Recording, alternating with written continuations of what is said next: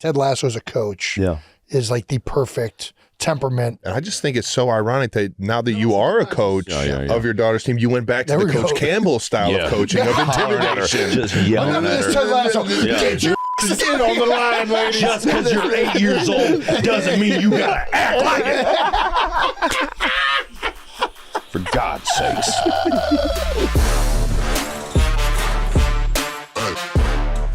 Welcome back. Welcome back. Welcome back.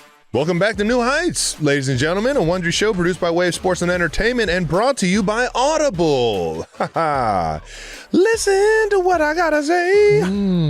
We're your hosts. I'm Travis Cousin, my big brother Jason Kelce. If you didn't know, we are the Kelces, and that's what they call us. And you're listening to our podcast. We are recording together here in Los Angeles, California, making our way out west. Yeah. How about that?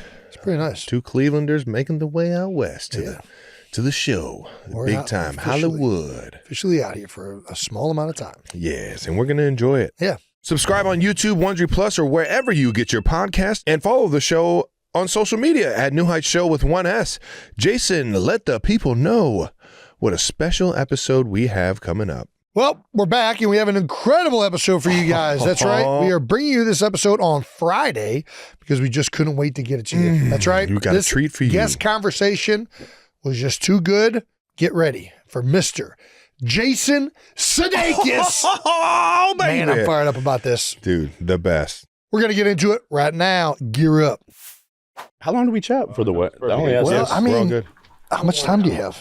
Whatever. I only ask that because it's like I can give short answers and long answers. I don't know what agenda you guys have. Whatever works best. Yeah, I think this is not professional, as you know, Jason. We're just out here. But I all my podcast viewing and listening are from clips. So it's like you guys and Sue and Megan and like all the smoke. It's like So I know that it's 30 seconds at a time. No. Yeah. No, they'll cut it up to make it 30 seconds. Perfect. No matter how long-winded it is, they'll make it a clip. Yeah. Good. I respond well to editing. Samesies. Yeah. Well, that being said, Jason, you want to jump on the intro? All right, we're going to jump right into it. We got our own Bruce Buffer right here. Yeah, let's prove it. All righty, our guest. Where's my ISO? All right. Our guest today from Overland Park, Kansas. He's a 4-time Emmy Award-winning actor, a 5th grade CYO championship-winning basketball player. You might know him from his 9 seasons on SNL or starring in the Emmy Award-winning show Ted Lasso. Not right now. Please welcome Mr. Jason Sudeikis. Yeah, baby. Holy smokes. Yeah, baby. It's nice to hear that all stated one after another. It's like I forget. Yeah, right. You're just driving out the windshield. I don't look in the rearview mirror often enough. And we're only getting the highlights. We're getting That's it. Yeah, exactly. Yeah, they even mention my children. It's like, Speaking of which, how are your children? They're good. Yeah. They're good. Otis Daisy. Yeah. Shout out, guys. They're doing great. Yeah, they're doing well. Otis has got his 11th birthday coming up here on April 20th, and so now he's well into the double digits now. So it's love it, man, little man. You already know. I'll get him a keg. Yeah, exactly. Yeah, 100%. It's like, Daddy, He's ready. I don't like He's ready. The bubbles. That's how we do out there. He likes in Kansas. the ceremony of it. Yeah, that and the pumping and the keg stands. Just the taste. He probably wouldn't respond to. Do you remember your first beer? Yeah, it was a lot later in life than most. Okay. Yeah, I was one of those athletes that took strongly to the DARE program. Me and you both. For real? Me and you both. I am the odd one out of this situation. You're the cool one. No, I was not. I remember was Jason a band, stumbling into the bedroom at 5 or not at 5, but on a Friday night. Yeah. Just hearing boom, boom, boom, poof, and like breaking doors off hinges. Yeah. And you're like, I'll wait for that. I'll get to that eventually. That doesn't seem as cool as it's made out to be. But I do remember it was second semester freshman year of college, community college. I was on the basketball team, and we got, as an athlete, you guys know you got that. Well, maybe not for football, but like for basketball, you would get there early before school started, second semester. So we were doing practice and everything like that. Right. And I did 3 Miller Lights and then half a bottle of root beer schnapps. Oh wow! And I was ripped. Yeah, I was ripped. And my good friends Chris Sines and Brandon Bartels, they were roommates, and they were the ones that let me use their phone. I remember calling information in LA asking for Jim Carrey's phone number. Like where you're just like Carrey, Jim. Oh, maybe it's under James. like Ace Ventura was the biggest movie in the world at that point. We would watch it every other week, and so it was bad. And then the next day we had practice, and I remember puking what looked like eggs, but I didn't eat eggs. Yeah, it was like it was bad news. It was bad news. Yeah, and then I stayed away for like a year or two, and then it wasn't until living in Las Vegas when I was doing Second City, like in my mid-20s, that then we would go to this bar called the Crown and Anchor, which is since closed recently, and so what we named the bar in Ted Lasso after, and it was one of those places. Yeah, we'd play a lot of darts and drink pints and eat chip buddies, which is basically like French fries on hamburger buns. Oh, it's a British thing. Really? Or a Vegas British thing. I don't know. It's one or the other. Yeah, nice. Chip buddies. Don't ask too many questions. Yeah, I know. Where should we start? You tell me. It's your show. You golly. Did you ever pitch Ted Lasso at SNL? No.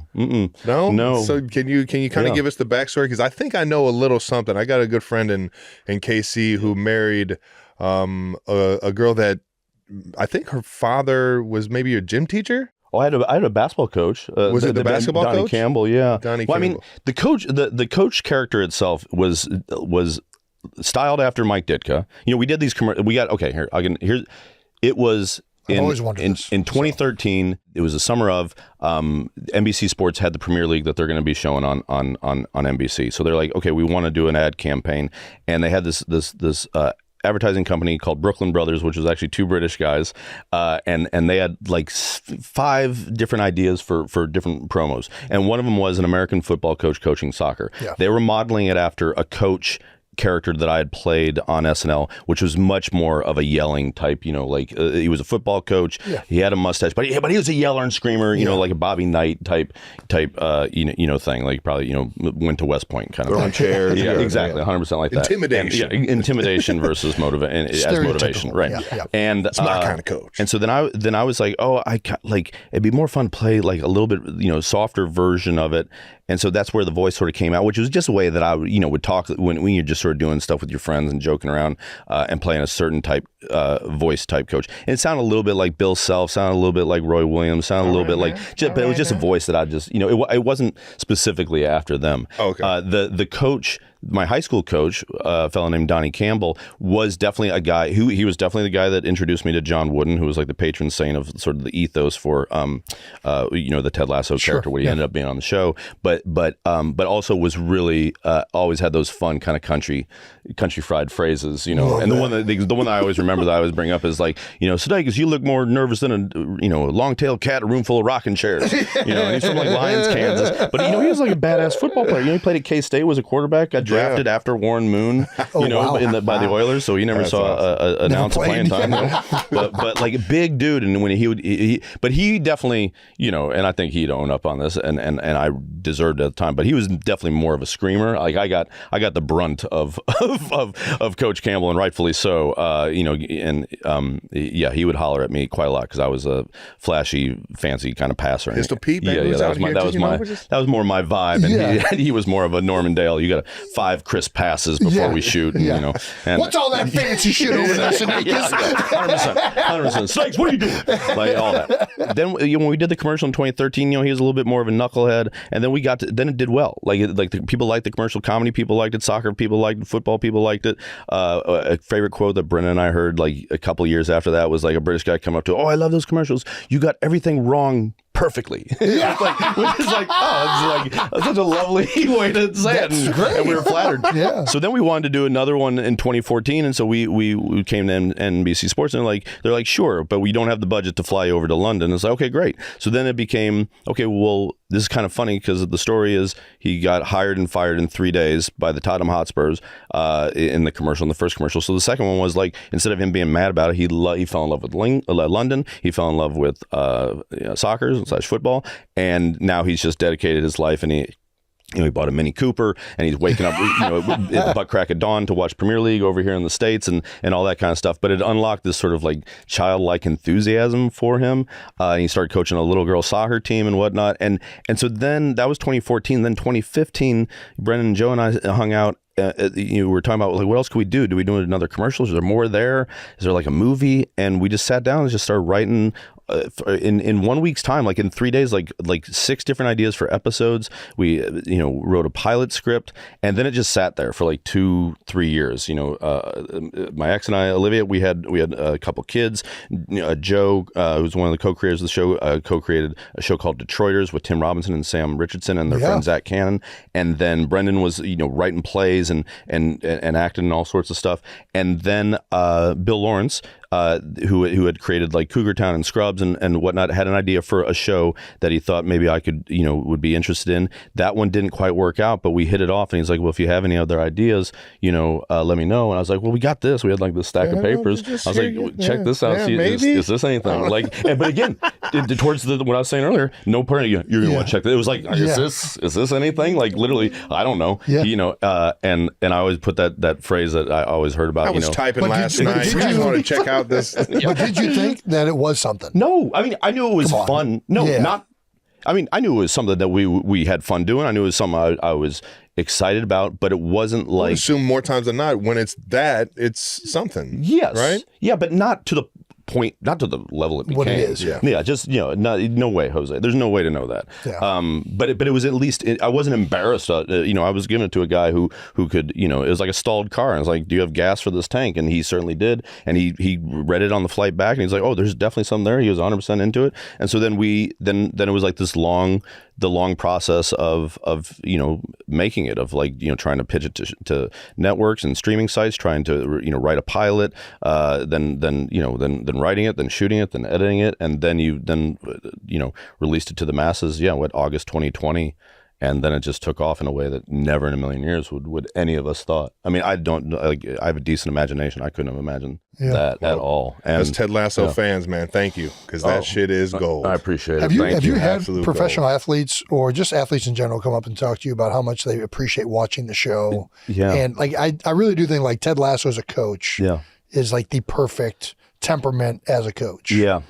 I've always felt like, and you just nailed it. I appreciate that. I don't know. I've always been curious, like what you talked about your gym teacher, or your basketball coach. Like, how did you get to that tone with him? I think it was taking the best parts of all the different mentors and teachers and coaches I'd had in my life. People like Tina, people like Lauren Michaels, people like Coach Campbell, people that I didn't have, like John Wooden, people. It is that wish fulfillment, the person that you'd want to be at, and it was also just fun because it's like a hyped up, a guy that likes to say yes and to other people that deals these things. That's and a great my point, joke, the first season when doing press, people were like, how much is that like you? It's like I think it's the best version of myself. I don't always have access to that. How many of us do? But it's like me after 2 beers on a friend's boat. It's like in a bright sunny day where you're just like, I'm loose, I'm having fun. It's like the water's cold, I don't care. Like, let's get in there. Hey, let's all hop in there. Come on, let's see what happens. And you're just like, you want to dance, you want to DJ, you're just like, you're feeling it, and you're just looking for the best in people. But I think it was an amalgamation of probably, if I were to sit down and really do the work, like probably like 20 different people in my life, and probably 4 of them are imaginary, just something you'd want. But we've had athletes, coaches love it. Like, I mean, we have owners of sports teams, appreciate us showing like the human side of ownership too. Absolutely, You know what I mean? Like Rebecca, shout out, And so it's in all aspects, and even just people. Like, I get to go speak at these events of like these companies, and it's a lot, people that are in leadership, and we all are, whether we have a job that does it or not, we're all in a position of leadership. And so people respond to those. So many those carryovers to everything. And it's interesting that you brought up Yes and from your improv time, because it is very similar with what he does in the show. But I just, I think, especially when you've been through sports for so long, and you've seen how like ego and things can be divisive. The way he forgives, the way he motivates, the way he keeps people calm. I mean, the whole thing is just so well done. I don't even know what I'm asking, to be honest with you. I've just been a huge fan of the temperament of it from day one. And I just think it's so ironic that now that you are a coach of your daughter's team, you went back to the Coach Campbell style of coaching, of intimidation. Just yelling at her. Get your ass in on the line, ladies. Just because you're 8 years old doesn't mean you got to act like it. For God's sakes. Get out of my gym. Oh, my God. Get the hell out of my gym, Daisy. So good. That character's right there, too. Everybody's got a little Coach Campbell. 100%. It's amazing that Coach Campbell, like, the neat thing about this show is so many people connected to it have got to go off and blossom into their own thing. The Coach Campbell has, like, this great, like, speaking career as like the inspiration of Ted Lasso, which is wonderful. That's which is so neat. And he can tell the truth about me as an actual athlete. It's that whole thing. The older I get, the better I was. Coach Campbell's there to stop that shit. He's like, nope, he was not that good. A lot of turnovers. 1 to 3 assist to turnover ratio. But those 3 never wanted to pass the ball. Unless it was through his legs or behind his back. Jason Williams, light. Oh yeah, J. Will, baby.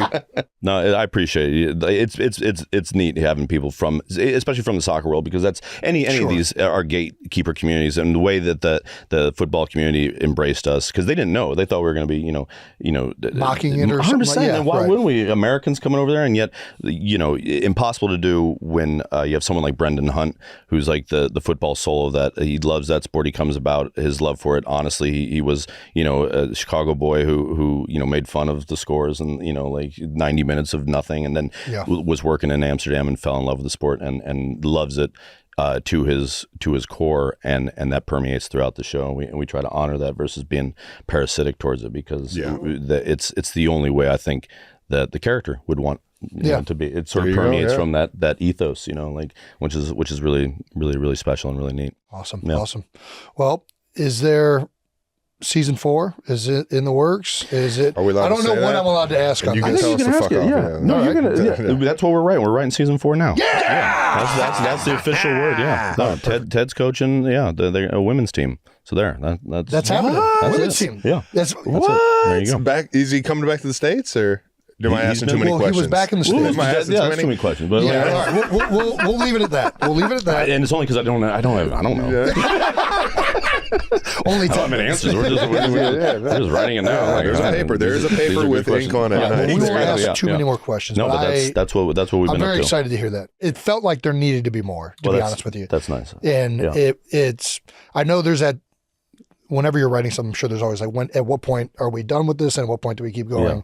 I think I speak for Ted Lasso fans everywhere that we really did not want you to stop. So please keep doing it. That was we had those a couple of years there where we had the writers and actors strike, and that made the time off that we all earned feel a little less special, because everybody was off, and it's heartbreaking because that makes things tough for not just the actors and writers, obviously, but everybody else involved in making these things, and people behind the scenes, and then put up the lights and make the costumes and all that stuff came to a grinding halt. And then just through that, post that, I should say, the universe kept just like saying things, whether kind folks at airports or on the internet, or friends of my folks, or just other people in the industry, other people in wherever, in any walk of life. And it was just like, okay, I hear you, we hear you, we're listening. And then just more stories kept unfolding and just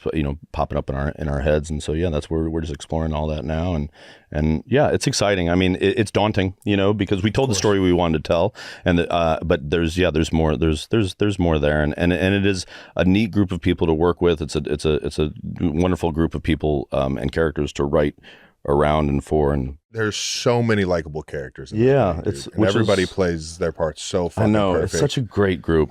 I felt like Roy Kent at the end of my career. It's like literally it's starting to kind of lean into Roy a little bit. I learned a lot of what this guy's doing right now. It's something. I mean, because that character is inspired by a bunch of things, but it's the way I felt like leaving SNL. Like I'd done sketch comedy for so many years. It's the way I felt about guys that were athletes, or when I stopped being an athlete. And again, I had that love lovely crossfade from, I had a new passion, but when you've been this guy for this long, and now you aren't, it's like, what am I? And that question is one that isn't, and you got to play pro. Think about all the, I think about all the young men that I played AAU basketball with that were the best in the country. Yeah.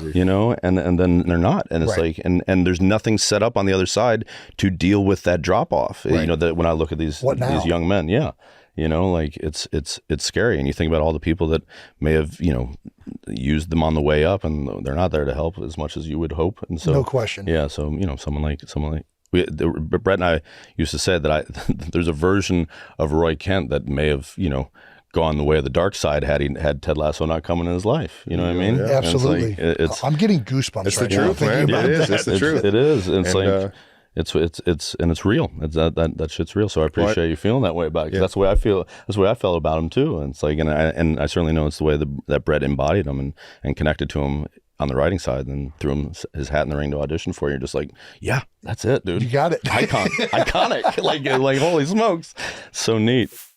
Thanks to our sponsor, Audible. Hey, let Audible expand your life by listening. That's right. Explore over 1 million audiobooks and exclusive Audible originals that'll inspire and motivate you, all in one easy app. Whether you're breaking free from old patterns or building better ones, Audible puts wisdom in your ears. Just open the app and dive in.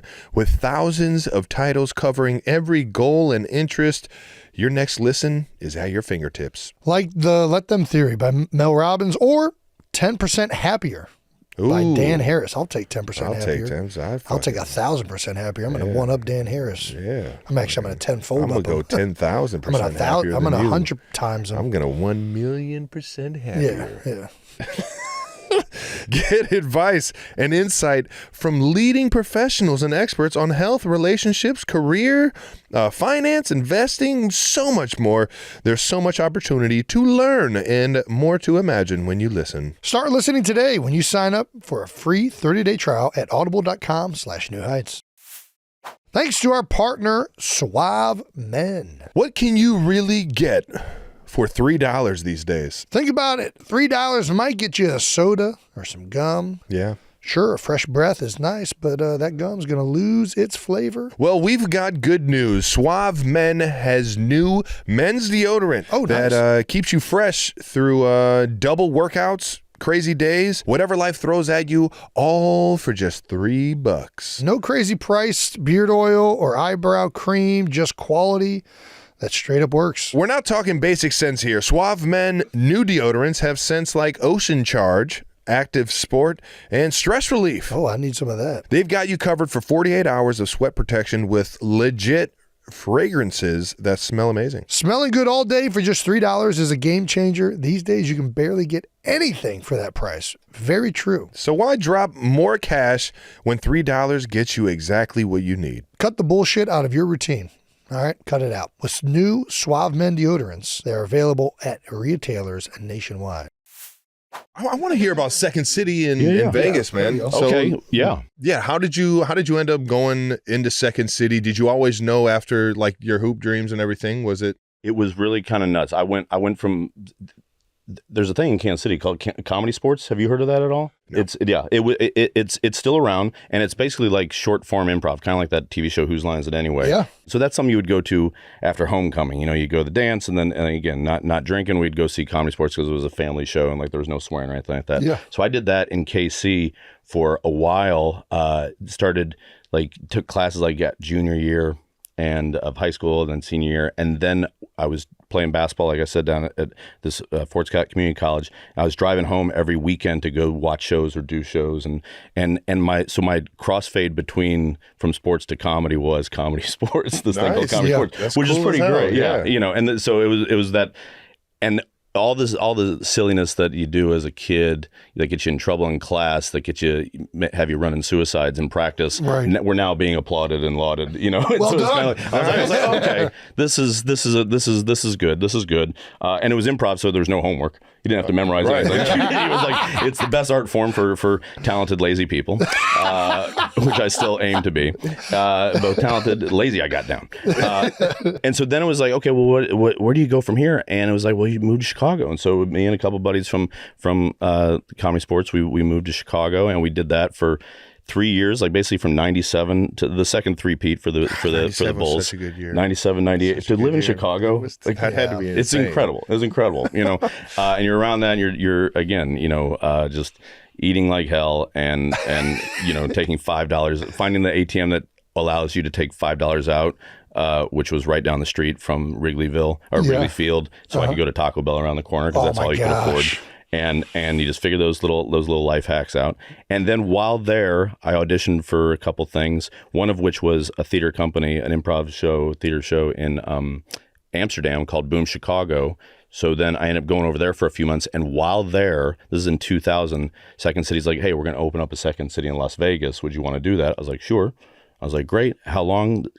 People are doing 3-month contracts, 6-month contracts. I was like, I'll do a 6-month contract. I'll be able to come home. I won't have to work a temp job or something like that. Man, I can only imagine signing up for a gig for 6 months in Vegas. It wasn't like, didn't do a lot of extracurriculars that can make your time in Vegas much more dangerous, or short-lived. And so, lived there.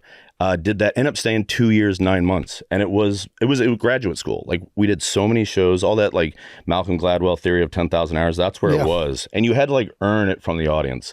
Audiences, they're used to seeing like headliners, like, gosh, Siegfried and Roy, or Celine Dion, huge stars. And here we are trying to do like sketch and improv and right outside the window, like it would be only these drapes, type of things would be keeping the sound of people screaming for either winning or losing, or just the sound of slot machines. Oh, wow. And we were doing shows early on, for like 7 people. It was horrible. I mean, it was hard. It wasn't horrible. It was just hard because it's still like what we all love doing for a living. And we Did you catch yourself ever trying to like market it while you were there? We tried. Yeah. I mean, Second City eventually, started doing that, and we started doing all these really interesting grassroots kind of marketing where we just invited all the cab drivers, and they could come for free, so that when they would pick people up at McCarran, they'd be like, what show you should go see that we went to go see, because the strip clubs had it down where it's like they get a little kickback when they would bring to the strip club. Us, we didn't have. No, we didn't have that kind of. No, we didn't have that access or any of the similar show elements. And so we literally reached out to them like that. And then at some point SNL asked, I got asked if I want to audition for SNL and send in a tape, and then moved away to New York from Vegas. You brought up the 10,000 hours of essentially practicing over and over again. How do you practice improv? That's one thing that's never made like. When you practice music, you're practicing the exact same thing that you're going to play in the show. Yeah. Improv, you don't know what you're about to do. So how do you prepare and practice to get better at that? Well, I mean, there's some things like with sports, you work on your ball handling, you're working on your shooting form, and then you're improvising the rest of the thing. Yeah, you're setting up plays, but if you're running like a motion offense or some of the plays that Travis likes to play, just go. You're open there. I think you just prepare, it's about getting comfortable on stage, getting comfortable with the people. I mean, there's rules, but you don't really need to follow the rules. I think the rules are there just to give you some guidelines. Yeah, exactly. Yeah. But it's not obviously not. So it's not complete chaos. No, not exactly. But and then at the end of the day, it's just like getting better at being yourself, getting better at listening. Yeah. And to not get in the way of yourself or try to do too much. It's like a little bit like just a little bit stage savvy, a little bit like, like court presence, like where you can you feel at ease regardless of the chaos that you're about to, and the unknowingness that you're about to, for sure dive into. So the entire time in Vegas, like doing Second City, though, you were going to the sports books on Sundays betting on the Chiefs, is what you and you were just making sure, like, you didn't dabble a lot in the slots and the tables. So much easier now. The kids now with their apps, they just have to go on the app. We had to go to a sports book and deal with old grizzled men with cigarettes with ashes as long as their fingers. No, it was different. It's different then. We earned it. It was a dark thing back then. I barely gambled. Now we put in. Now it's okay. Yeah. Come on, let Pete Rose be. That's right. That's right. I'm with you. I was like, stats don't lie. I think I gambled $500 in the 3 years I was there. No. And it was only on blackjack. Maybe I put some money on the Jayhawks, for some Final Fours or something like that. Okay. Maybe at the beginning of the season, just because someone else did it, and I was like, oh, I'll do that. That sounds fun. But yeah, for the most part, I one time my roommate Mike had a buddy come stay with us, and come to find out what I know now, because people know this world, he was on a card counting team. And so, yeah, it was like one of those guys like that those movies are about. And he was practicing basic strategy, and he sort of explained to me all what was going on. And I just found it fascinating. And he had like a computer program that, so you could just run through all the stuff you can do on your apps now when you want to train basic strategy. Yeah. I remember we weren't allowed to drop him off at the safe house. We had to drop him off at a corner.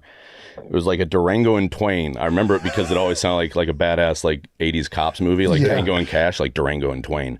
And then he had to walk to this place where when he explained it to us, it sounded like Fight Club. There's like a bunch of bunk beds and then a bunch of dudes just practicing all day, grinding, because they're just trying to get a little, like 1% over the house for sure to make these giant bets. And it was crazy. like, but that was like, Vegas had like that kind of shit going on and we're just trying to like, do improv.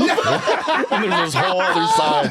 It's the most transient place I've ever lived. People would come in, you'd see them at the pool. They'd have some idea for a new slot machine handle, and then like they had just moved in, and then 2 weeks later they're gone. You never see them again. It was fascinating, and people. We lived in corporate housing right off of Flamingo and Koval and Flamingo and Koval, right? Which I found out a year into living there. It's right where Tupac was allegedly shot. Oh wow! But yeah, like it got a little intense. It got every time intense. we walked past it. Oh yeah, yeah. Well, it's all cleaned up now. We all bought Razor scooters. You remember the little ones? On the backside of Flamingo, the hotel. Yes. Hold on, we're talking about Razor scooters. Yeah, sorry about that. Exactly. But there was there was a street. I forget what it was. It wasn't Flamingo, but it was one. What was that, west of it or east of it? And we would ride our little. We'd unfold our thing and haul ass up there because these are all. Like, it was filled with degenerate gamblers and addicts, and it was heavy duty. And we'd sneak in the back way to the Flamingo, walk,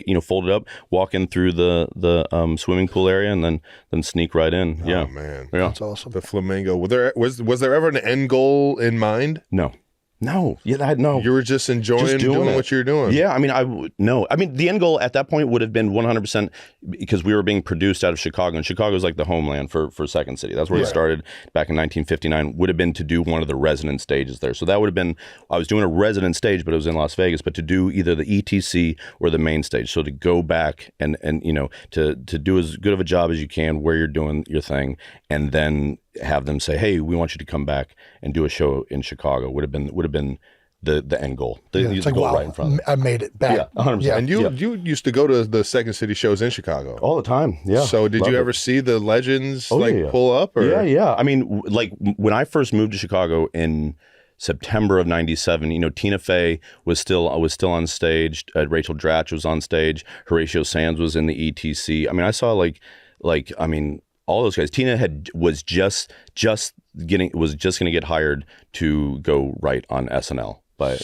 cool. But we used to go every Christmas. We would go back to Chicago like Christmas for with my grandma on the South Side and like all my mom's side of the family, tons of cousins and whatnot, and then like a lot of Junes too for like when kids started graduating from like Catholic school and whatnot. And I would always ask to go to Second City, and we'd go up there. So I definitely saw Colbert and Carell back in the day, and Amy Sedaris, and you just have faint memories because you didn't know who any of them were. You didn't know who you were watching at the time. Not yet. That's no. So cool. I remember seeing like Second City Touring Company came through and they performed at, I forget the name of the theater down there. It's down in Crown Center, but they came and performed, and I saw a guy that his name was John Farley, and he was doing a scene that his brother Chris had done, and John's incredible. That whole family's hilarious. Yeah. And I was just like, oh my God, that's got to be Chris's brother, and because he was playing like a character that his brother created at Second City, and he was doing the touring company. So that, it's great. I mean, I still love going back there. It's super fun. It's a great show, and like I said, family show.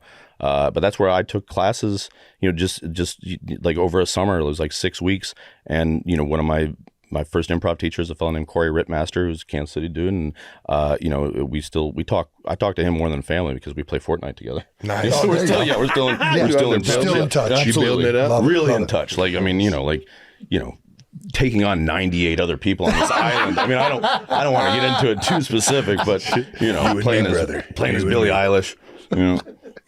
So good. Yeah. Oh, sorry. Just banged. Well, you went from Vegas straight to SNL? Yeah. And you were at SNL for 9 years. 10. 10. Yeah. I wrote for the first 2 years. Okay.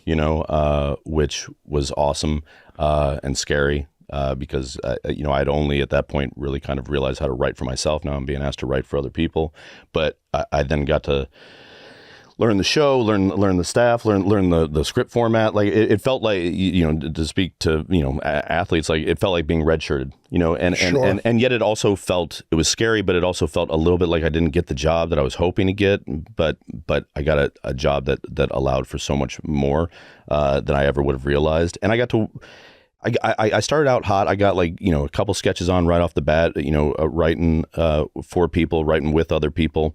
And then I just went blank for months. But I really, really loved the rewrite table. And that's when you're sitting around talking with the other writers, other cast members, and you're just hyping up their material. And so there's this whole theory in philosophy in SNL, in improv called yes and, where you're supporting the idea and then you're adding to it, and that's just a form of rewriting. So all those 10,000 hours of doing this thing, of just your brain's just sort of clued into it. And then the other thing that's really neat, and it's one of the things I always speak about in relation to team sports, which is just a direct correlation for me to the ensemble arts, is just those time of being with your friends, with your teammates in the locker room, on the bus, and joking around and having different friends with different sensibilities and different sense of humors, and be able to joke around with any of them.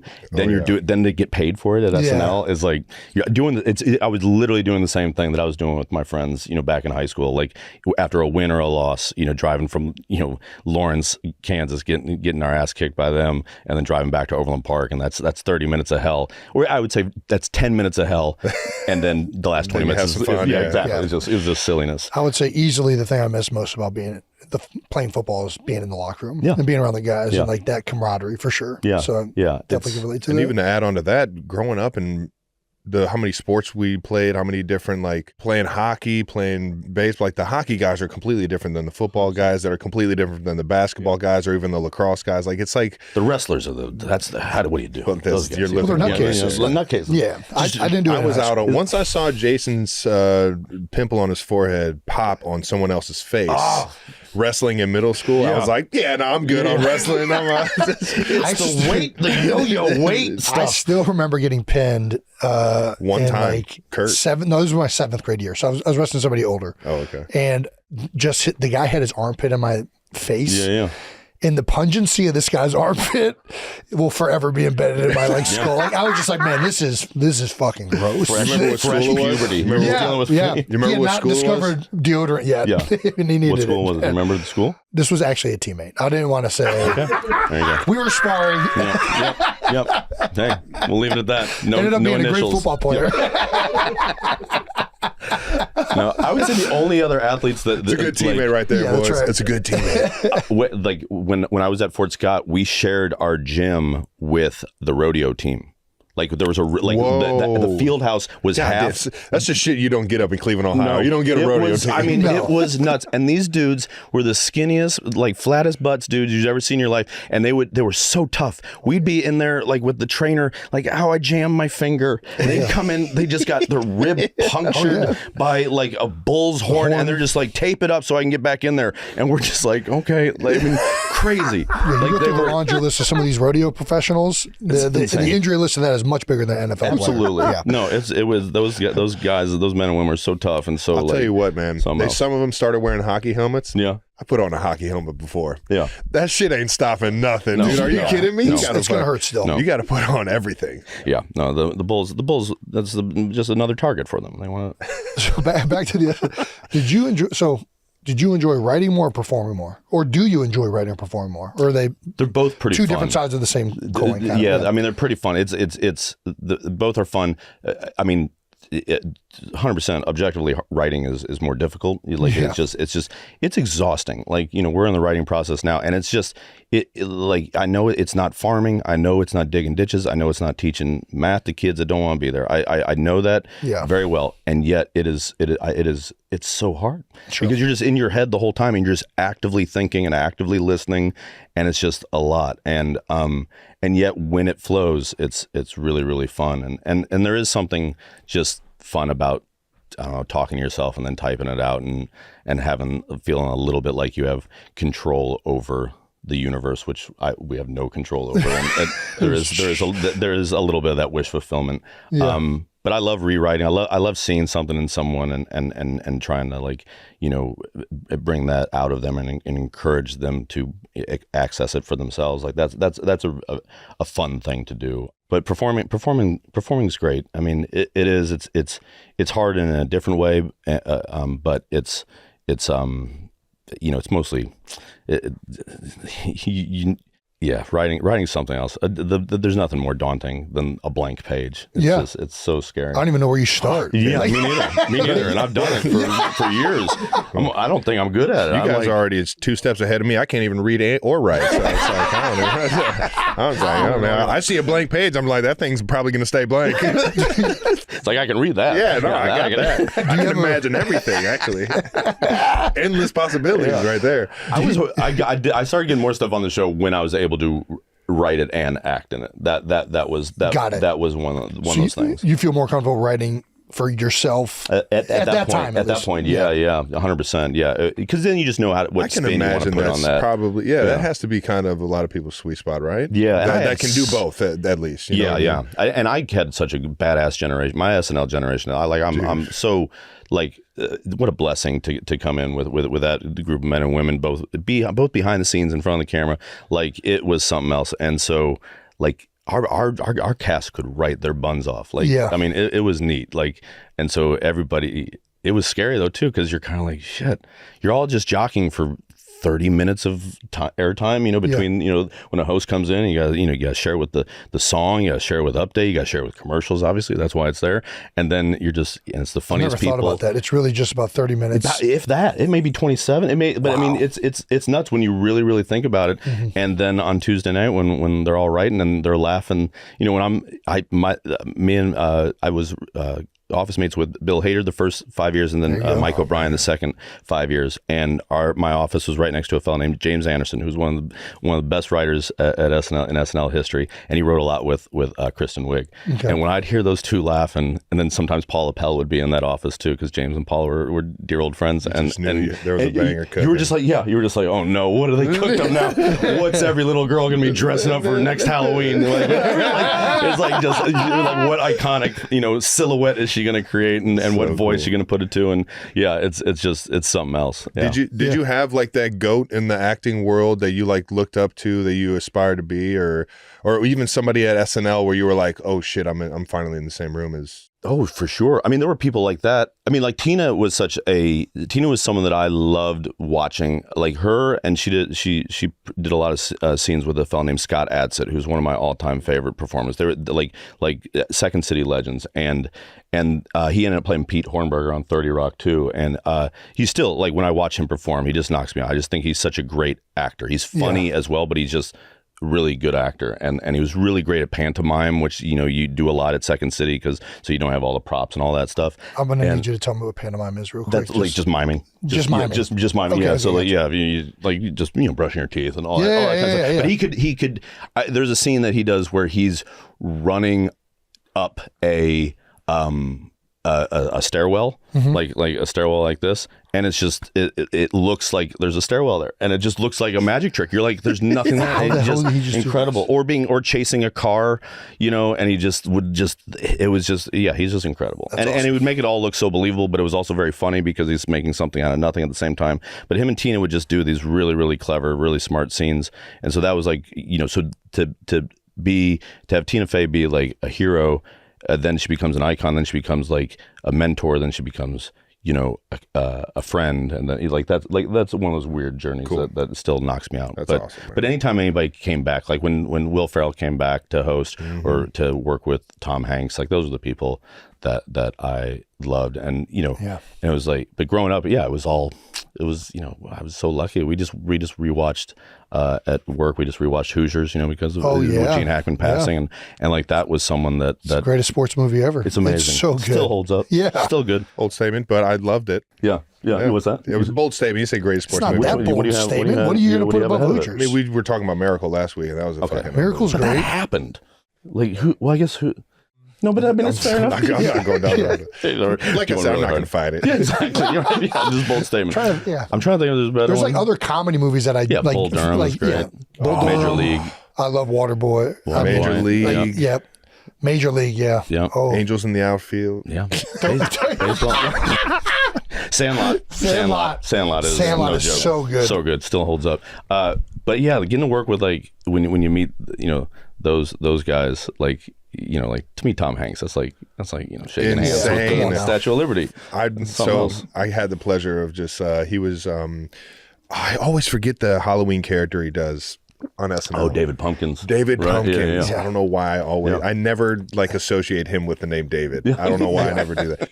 He was getting ready to do that skit 3 Halloweens ago when Jack Harlow was hosting it, and I snuck up behind him. I was like, "Is that the man with one red shoe?" And he was just like, "What? Who the?"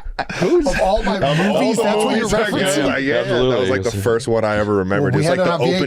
They had an opening scene. He's on the bike. And I'm balancing. It's blowing my mind as a kid. I'm 100%. I remember exactly that opening. This is like the most skilled human being I've ever seen in my life. Love that dude. He always had little tricks like that in his movies. He was always doing little fun things like that. Michael Keaton is another one that I've got to meet over the years, and because for years I was kind of like I love Bill Murray and I love Tom Hanks, like, but they're so different. It's like, and then like Michael Keaton is like my favorite parts of both those guys. Oh, interesting. I mean, all three men are like iconic in their own ways, but like it's just been that's one of those places where you just can't believe you're meeting that. And then then you get to then Paul McCartney's there too every now and then. There you go. Yeah. Well, speaking of Paul, you were talking about Will. SNL 50, man. Yeah. How awesome was that? That happened, like 2 weeks ago? Was it 2 weeks ago? Yeah, it took me literally a week to recover. It looked like an entire award show. Yeah. Like the amount of people that showed up, like I don't know I know they kind of do it every like 10 years, but 40 didn't look like that. No, I mean, it was something else. And it was cool. For me, the difference between 40 and 50 was we had just left. Like our generation had just left after the 40th. Like Andy and Kristen had left in maybe 2012, and then me, Fred, and Bill left in 2013. Seth left in 2014. So our generation had just really left. So it kind of felt like we were the freshmen coming back to homecoming, like the college freshmen coming back to the senior year homecoming. And now we're 10 years in. I got a couple of kids, it's neat having something that you've made that's, people are responding to, like Ted Lasso. So now you're just kind of baked in. And I think the generation after us too, with like Vanessa Bayer and Taryn Killam and Kate McKinnon, like that generation probably felt a little more baked in too. And because they were on the show at the time of the 40th. And so, it was great. It was just neat and love. Absolutely. I mean, I enjoyed every second of watching that thing. Yeah, man. Same. You got to be in the skit, the jail skit. Oh, Scared Straight.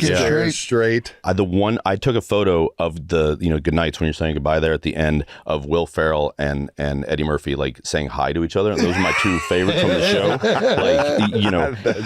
And they're just saying hi to each other. This is at the 40th, and then 10 years later to be in a sketch with them is like is nuts. No, it's great. And my kids came to watch rehearsal on Saturday. They just came to watch the big New York musical that we did, where Forte and I are doing and Wig are doing the songs from Les Mis, and they're sitting there, and then we're getting ready to leave, hop on the train, go back home, and Jenna, stage manager Jenna, if you remember, she's like Paul McCartney, Paul, we're ready for sound check. I was like, oh, Paul McCartney's about to play. We're gonna stick here for a little bit. Needs to watch this. Sorry, guys. And that, I mean, when they say don't meet your heroes, they are not talking about Paul McCartney. That guy is a great person to meet. He's just he loves being Paul McCartney. He is the coolest dude in any generation, in any room. He is just the coolest guy. He accepts the responsibility. Like he is like, I've been given this gift. I have been put into this Paul McCartney. He is that soul in a Paul McCartney vessel, and he's like, what do you need? I mean, just having him and my sister were talking about Let It Be, like the song, and he's responding to her as if he's never told the story before, that no one's ever asked him before, and he's so present. Dude. Like it's amazing. And then everybody throughout the day are just every now and then when you see Paul up on stage, at every point someone's looking on their phone, looking, how old is he? It's like this guy's he's got more in the tank than I did at the point. I was exhausted. He's like 82, almost 83, and it's just it's like, oh, that's so cool. Do you have a favorite sketch from your time at SNL? Ooh, I had another one of those questions. Yeah. I would say during my time, and I've answered this before but it's the truth. Was my favorite to do was What Up With That, because it was a big cast sketch. It also was one that people started getting really excited about, and we would normally do it after Weekend Update. That became its slot, and so they you went where when you hosted and everything. Yeah. So how incredible, what happens in the commercial breaks, like what those men and women do it is absolutely in crazy. that amount of time with that amount of intensity and taking things down and putting them up. So when they whip that giant ass Weekend Update desk and they bring it right down the center pipe there, and they're taking down the thing, then they start putting together the What Up With That set. Yeah. The crowd would just start getting like, oh shit, here we go. And all of us are in it. We all know our function. We all know our role. Everybody gets like a little highlight, little spot here and there. We eventually started getting like insane cameos, whether it be Robin Williams or Robert De Niro or just someone, or Samuel L. Jackson, like someone who's not going to say anything, is only there to be in this sketch, and then wave goodnight and then come to the after party. Like that was just so fun. That was one of the out of the recurring ones. I loved Wig and I in our first few years together did these characters called the Two A-Holes, which is really fun, where it's like a guy chewing gum, and his girlfriend kind of like playing with her hair and chewing gum, and they were just those were a blast to do and write, and people. It was definitely an archetype that people saw in the real world. Sure, it still exists. They're still out there. They're doing well. Yeah. Then like a few of my personal favorites that I was involved in, like Forte and I had a lot of fun things. We did a sketch called Potato Chip. That the very first time we did it was with Taylor when she hosted. Nice. But it didn't make a young the cut. Taylor too. A young Taylor, yeah. And but it didn't make it to air. We ended up doing it with Blake Lively. She ended up getting it over the hump for us, and they played it so differently, which is one of those neat things. And it was like, it's the silliest sketch in the world. It's worth looking up. It's called Potato Chip. And then Forte and I would do these ESPN announcers, for women's sports, where it was basically us like trying to sell. It was us, doing like lawn darts or billiards, but then we would also be trying to sell everything was sponsored by like Massengill, I would do these like crazy rhymes, like when when your uterine lining looks like the elevator from The Shining, maxi pads, and it's just it was so ridiculous. Oh my gosh! And it's like, but people loved it. People loved it. And I remember they put together a couple of years while we were still at the show, where it's like all the different sports sketches, from like when Joe Montana or Peyton had hosted at that point, or Michael Jordan or whatever, and we got to do the bumpers, and so we filmed all these live in front of like just 30 minutes before an actual live show, and we got to do these things, and we did them as these characters, and we had so many of those like crazy rhyming things that I can't remember any of them now, but they were all just more like standards and practices. The censors were more and more nervous with each one, and that when you walk that tightrope on that show, that's such a fun thing to do. Absolutely. Even though it drove Betsy Torres, our standard. Shout out to Betsy. Was there ever a sketch that you just knew was going to crush it, and it just never caught the air? Like ever got the green light? It's good. One of the nice things that you learn there is that nobody knows shit. Like you don't know. You never know. Yeah. You can have so much. I mean, you sort of do. Like, I mean, I remember when we were all in the studio and Lazy Sunday was playing, and then Jack Black host. And that was like a great episode for the show and for our generation, and just for Earth and at large. But I remember when that was playing, whereas the first seeing it at Dress, being like, oh, this is going to crush. Yeah. But that's like a pre-tape piece and iconic in a way that very few things are. But I would say no, because it's almost like you don't want to spook the muses either. You don't. That was always a fun thing that they would like these little bit of superstitions that you were, don't call home and say your sketch is making it. Don't text your friends because it'll end up getting cut. Don't say you're going to show up in that sketch because your part will get cut. And that happened more often than not. So at some point you're never like typing, being like, oh, this is going to kill. This is the best. I even if I ever did, I don't know if I'd ever even say it out loud, or would it get from my brain to my mouth. Like something would stop inside. My soul would go, don't you say that shit out loud. Yeah. Don't you dare. Yeah. Don't dare you. Yeah, but nothing that comes up. I can think of maybe, nothing. Thank you to our partner, Mentos Gum. Do-do-do-do-do-do. Do-ah. We did it! Life's got its mundane moments. The morning commute, the endless calls, the same playlist on repeat. But what if you could shake things up with just one small move? Guys, that's where Mentos Gum comes in. That first burst of freshness. It's like hitting the fresh button to make ordinary moments fun. Suddenly, you're not just sitting in traffic, you're jamming out to your own private concert. All right now. The back-to-back meeting marathon? Now your mind is zooming and grooving with fresh ideas. From the crisp kick of freshman to fruity strawberry, each piece is refreshing with possibility. Refresh every day with Mentos Gum. I let the Ted Lasso characters live on through every day in practice as I scream football is life, man. Yes, you did. I still say it, dude. I love it. And I already announced that I'm coming back, but Chiefs fans, you have always been right there every single time towards the end of the seasons, in the locker rooms, on the field, having fun with us, man. When did your Chiefs fandom really build up? I mean, my line for years, because growing up in Kansas City, it was Royals Chiefs, some dalliances with the Kansas City Comets and the indoor soccer days growing up. But my line for years, awesome jerseys indeed. For years when people, especially at SNL, when the crew guys would, Giants fans and Jets fans were like, you like the Chiefs, and when we weren't doing as well, it was like you love the Chiefs. I was like, no, but I love a lot of people that do, and that was the sincere truth. It's like my family. I'd gone to, prior to the last 3-4 years, but probably I think one actual Chiefs game at Arrowhead. For us, we were a basketball team, a basketball family. So I would go to I'd spend more time on going to KU or the Big 8 tournament, Big 12 tournament, all that stuff.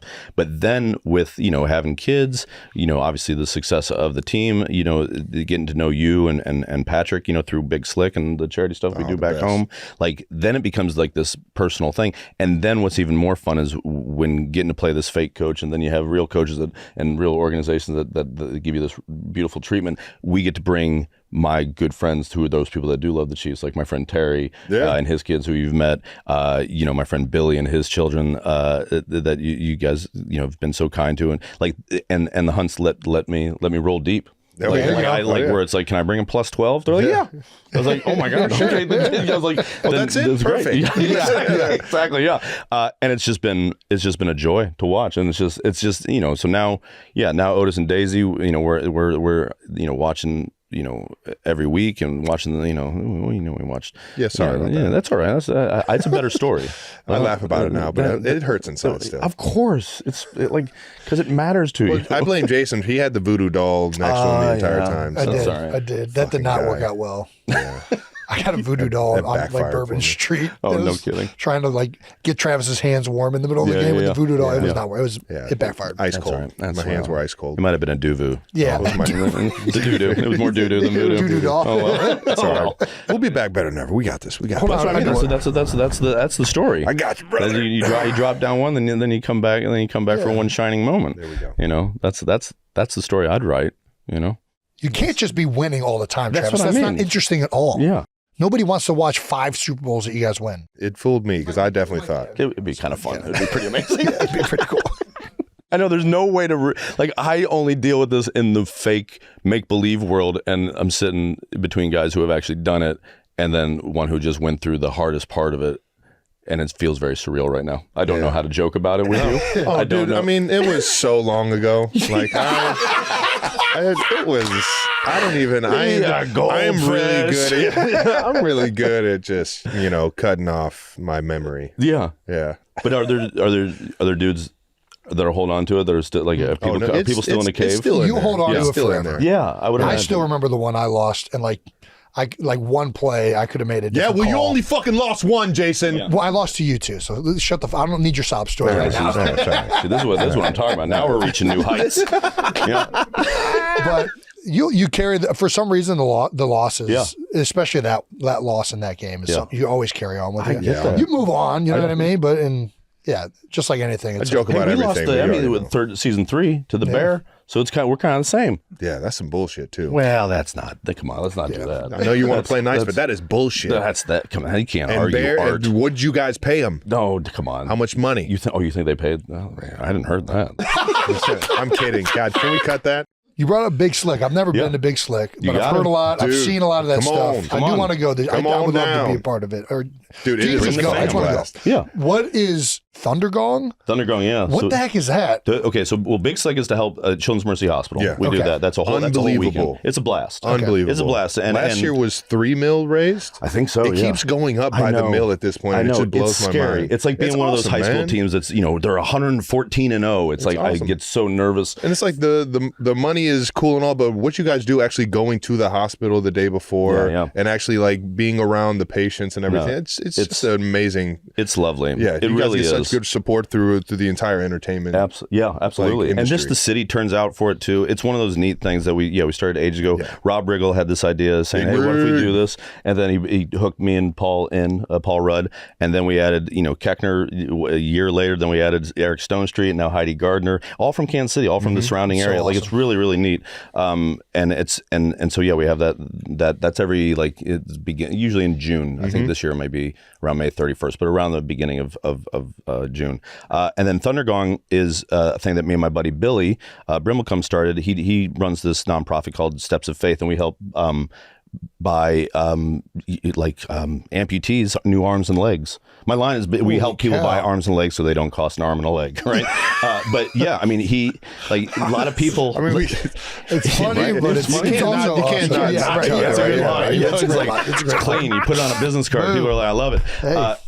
Business. And we do that in November. And we help raise, we get people that have lost their arm or leg that are uninsured. We get them back literally on their feet, and working again and provide, help with the mental side of that too. And we work with these amazing prosthesists and physical therapists.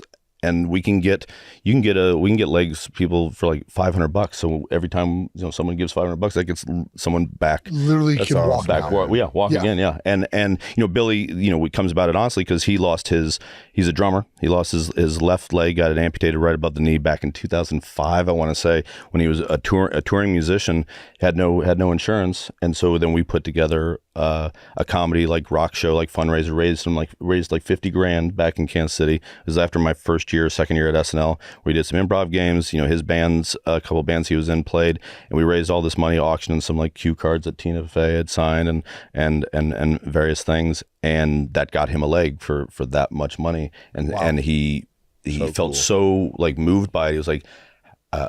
A couple of years later, he's like, how do I do that for other people? And then, then this fellow was like, I have this foundation, let Billy take it over. And then a couple of years later, he's like, hey, why don't we do this? It's a charity concert. It's basically, we do some comedy too. But yeah, we've had amazing guests, come through, Ben Harper, Winona Judd, Chance the Rapper, Brandy Carlisle's, sent in videos for us. Foo Fighters did a video for us a couple of years ago for the one during COVID. Yeah, it's amazing, and that's one night. The Big Slick is like a whole weekend, so it's like these two things. But yeah, and Kansas City shows up for all of them. It's and when's Thundergong? That's like It's the first Saturday of every November. Yeah, in the fall. Okay. Yeah, try to keep them. Yeah, so we're not double dipping. I don't want. You don't want. You got your band geek over here. What do you play? Saxophone. Okay. Well, I did. I haven't played saxophone in a long time. Now I mess around on guitar, but you got to come to Thundergong and do Baker Street. Oh, dude, you would kill it.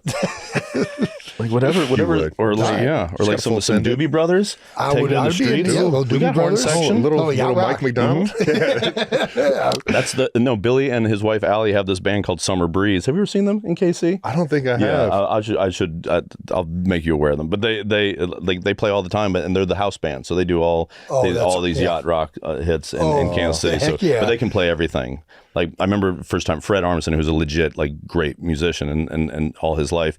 He just at the SNL 50th played with Devo and the B-52s. And I'm just like, which was so neat. I'm sitting there like, I feel like a proud papa. I asked him, I go, I can't believe you got to play with Devo, knowing that he loves Devo. He goes, the first show I ever saw at Radio City Music Hall as a teenager was Devo. No. And I'm like, and now you're up on stage. He goes, it's just like, we just geek out like that kind of stuff all the time. Awesome. We geek out over the B-52s. Yeah, the B-52s as well. My mom had 2 CDs in her car. Yeah. Yanni in a B-52 CD. I forgot We all heard about Love Yanni, Shack dude. so Oh my goddamn much as a gosh. kid. To this day, if Love Shack comes on, we're going to be jamming to it. Oh, it's so funny. And Yanni, you can't. Yanni, she on. just had Yanni to put us to sleep. She Yeah, was yeah, just exactly, like, all in the right, you back. guys are talking I way honestly, too I don't much. remember many of the songs. I just remember the photo on feel. the album, and Just the hair. Pianos and violins, that's all I remember. It's a vibe. Yanni's a vibe. Yeah, for sure. I love this, man. Dude, I wanted to end, but we got one more little part in here. Yeah, even yeah. though we haven't been going off I'm this sorry, at that's all. all I'm Mine gonna actually, if we're going to Your do battery's the... out. This is not the battery. I locked it, and I don't know how to unlock it. Yeah. So Even if more somebody... complicated. And we are 0287? amateurs. There we Dude, go. appreciate there we go. you hanging like this. Don't dude. cut This is that so out. fun, Absolutely. dude. Oh No, my this is great. gosh. We got to ask. Yeah. You don't have to answer. Great. You can tell us to fuck off, whatever you want. Amazing. It's sometimes A just a little better rapid fire answer. section here. Yeah, we already talked about you playing basketball. Talked about SNL and hosts and stuff. Who's better in their respective fields? Are you better as a basketball player, or is LeBron better as an SNL host? Wow. You both played. You played in the All-Star game with him. Yeah. He played on SNL with you. Yeah. Look, as an SNL host, he's a hell of a basketball player. Yeah, Bron. No, I love that dude. I mean, Dude, the best. We need You to know put this it. to the test. We need you and LeBron one-on-one on the basketball court, and then we need you one-on-one on the SNL stage. Improv stage. There is yeah. a sketch where, Impressive. like that we did characters that Bill and I did a couple times where I play like a stagehand who is just kind of a dick to people. We did it to Julia Louis-Dreyfus, we did it with Paul Rudd, and we did it with LeBron. And I challenged him to one-on-one in the sketch. And in rehearsal, I did go by him and then went up, and he didn't know I was going to go do a reverse layup, and I did score on him on an 8-foot goal. And he was actually trying to like. He was 100%. Oh yeah, he was definitely trying. LeBron James, Yeah, man, he tries. can't turn that off. Yeah, right. Can't turn You that can't off. turn that off. No, it's You like can't it's a turn that different. But it was funny because Don Roy King, who was our director at the time, who I just saw at the 50th, came up and literally brought it up. He goes. If you ever need someone to like, you know, vouch for this, I know it happened. I was like, thank you. So here it is. It kind of sucks to be the one telling this, you know, keeping this this apocryphal story alive. You know, I'd prefer it to be someone else, but well, now you so have be it. us two knuckleheads. No, exactly, we'll let that keep fly. spreading this. We'll spread it. No, but he We'll was get to great. catch some legs. He went for it. I can't believe he hadn't come back to do it again. Dude, he was so good, man. He was so good. I had The so solid much gold fun. dancer. Come on. Come on now. It was great. The perm. And Maverick, badass. I remember Maverick sitting at the host dinner on Tuesday night. You know, when you go out with Lauren and everything, Maverick sat next to Lauren and was grilling him the whole time. The asking whole him questions. time? And I was like, I remember sitting across from him. I was a child. Yeah, in and- like a baby seat. But he was I asking didn't about say anything business. to any. It was like it was like you know, He is Michael Corleone talking to business Don forward, Corleone. man. It was like fantastic. I was like LeBron is. I didn't know who he was at that point. I was like, LeBron's so lucky to have this dude. This guy's got his buddy's back like big time, and asking Lauren these questions. And Lauren was so fascinated by it. It was awesome. great. It was just like watching, you know, an icon to be, just kind of like, you know, just yeah. He was just a curious, smart dude. Yeah, those guys, good on them. You know it. Just a bunch of Cleveland guys. Yeah, that's all. Just Making what the we way in the do. world That's today. what we do. How much would your life have changed if you would have been accepted into the Blue Man Group? I had a hunch. That's what I don't know. I mean, everything. Almost? Yeah. So I mean, I was obsessed with that show, and I loved it. It was the opportunity I felt. I was like, oh, this would be the only chance I'll ever get to play music in front of people. And I wasn't a good enough drummer. I love the show. I think it's so funny. I think it's so brilliant, and I think it's so like subversive. I mean, it's all these things. You know, they just closed the show recently in New York, which is where I ended up. You know, I auditioned in Vegas and then got flown out there. Right, this was August of 2001, so this is right before 9/11, and it was. And I had buddies of mine that were in Blue Man Group in Vegas because they took a lot of our improv classes. We got to know them. Our shows hung out a lot, like both, you know, off stage and like, you know, at each other's houses. You know, it was an amazing time because we were this different kind of show. That was sort of finding its way in Vegas, like the ones that interacted with the audience and not just you know, showgirls or again icons or magic. It was like this weird kind of thing. I remember a handful of them when I was really. It would sort of take me aside and be like, "Do you really want to do this?" Like, you're really good at talking. Like it's kind of your thing. and I was like, yeah, no, I don't care. I want to do this. I think it's so neat. And but it would be, I mean, gosh, I wouldn't have my kids. I wouldn't, there's a whole bunch of stuff that'd be different. I'd be, every time I blow my nose, blue stuff would come out. My eye boogers would be blue, who knows? I'd be a much better drummer than I am. Dude. My rudiments would be solid, but. Well, did you have to paint yourself for the audition? Mm-hmm. Not for when they flew us out. There's gotta be a pic. I wish There's no isn't. way. There isn't. And here's you dressed up like that and didn't get a pic. I know. But when you wear all the same color, like this is pre-iPhone. So it's pre-iPhone. Yeah, right? we had a disposable camera because they put you up in this like dorm. It was on like 13th Street, and it was all these like-minded, all of us were like 6'1" white guys, and majority of it, like if there was 10 of us, I would say 9 of them were musicians first, or 8 of them were musicians first, and I was more of an actor with like and I had been literally practicing on like a drum pad during intermissions at my Second City show, or in between shows, driving my castmates crazy, I'm sure. And yet everybody had this like fun spirit, and we were all in New York, flying in from other places. And I remember we bought a disposable camera because we got bald and blue, as they say it. They do a bald cap and the whole thing, and the cobalt blue. And so somewhere, I don't know what happened to that disposable camera, because you got cut like after 3 days, 5 days, 7 days. I imagine it's like being in a combine or like in a camp. American Idol. Jesus. It really was. Yeah. And I got cut after 3 days, and they were like, if he could be a blue man if he worked on his drumming. And then I go home kind of defeated, and then a few weeks later 9/11, and then it was like, then that sort of like rattled us all, and like, okay, what do you love, what do you really want to do? And it was stick with Second City at that point. And so I never auditioned again, but there's a camera out there. But I know when I saw myself in the mirror, I looked at myself, and no bullshit, this isn't even like humility. I was like, I look like a blue peanut M&M. You couldn't see my cheekbones. You couldn't my feature, any features that I have on my face just got washed out. Yeah. And I just looked like all the dudes that I was friends with all looked like male models. And I was like, oh, I think maybe I thought that if I wore this, I'd look as cool as they do. It's like, no, Jace, they look like that out of the makeup. It looked like an upside down blue peanut M&M. It was horrible. Good. So yeah. Well, I mean, we know you're a music guy. What's your go-to karaoke? Ooh, I like "Into the Mystic" by Van Morrison. Oh my, okay. Yeah. Nice. That's got some saxophone in it. That's a great one. Yeah, I like that. Yeah, you play that. Like that. Or I mean, Belle Biv DeVoe, Poison, gets the crowd going, and you got a little rap on there too. Yeah, you can get the dance moves going with that one. That's true, yeah. As long as I don't tear a meniscus. Damn it. Yeah, don't do that. Do not do that. I know. That's how you know you're old, when you learn the word meniscus. Football players very familiar with the nerve. Yeah. But yeah, those are a couple that come to mind. Forte and I used to do karaoke so much during our SNL years. Like we would just go, just the two of us, to one of those private rooms in the West Village, and just get after in the afternoone. Nice. And it's just a blast. Let's Paul Rudd, one of the greatest karaoke singers of all time, because he does deep cuts. I have learned of songs from doing karaoke with Rudd, where I'm like, what is this? It's like, oh, this is a song called "Dry Your Eyes" by The Streets. I'm like, it's like British hip hop guy. I was like, I'm like shazamming a dude doing karaoke, and it comes up. Yeah, him, that whole crew that did Wet Hot American Summer, like Ken Marino and Joe Latruglio, like really, really great karaoke. Bobby Cannavale, really a remarkable group of guys that would sing. And then Rudd and I will do some Broadway that'll do Rent, Knock Your Socks Off. Nice. Yeah. Oh wow. Because in those private rooms you can go to private places. You're literally.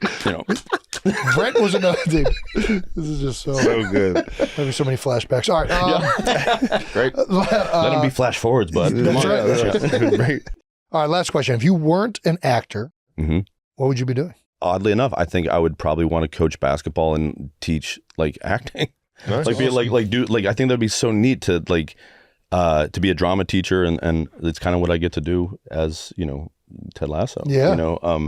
Both behind the scenes and in front of the camera. I really like seeing people reach their potential. I like encouraging that. I don't do it as well as I could at every given moment, but that's one of the neat things of getting to write a show where you do play those type of characters. But yeah, I think those are two things that I've benefited from greatly in my life.